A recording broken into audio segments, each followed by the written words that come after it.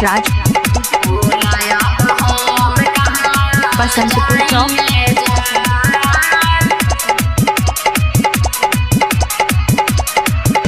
दिलवा के शीशा समझ के चकना चूर कइला, दिलवा के शीशा समझ के चकना चूर कइला, हमारा के पागल बनाइए जान, तोहर सूरतिया हमारा बिसरे ना दिल से, बोलया हम कहाँ जाइए जान, तोहर सूरतिया हमारा बिसरे ना दिल से, बोलया हम कहाँ जाइए जान। डीजे रुपेश राज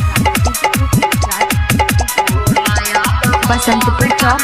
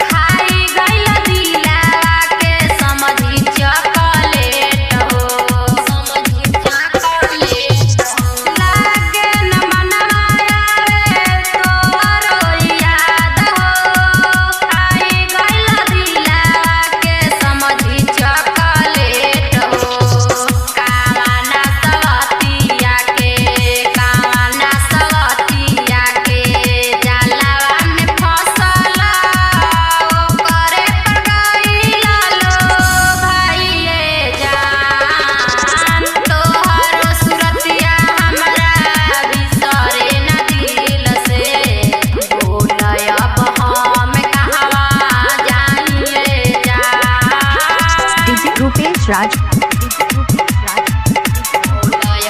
बसंतपुर चौक।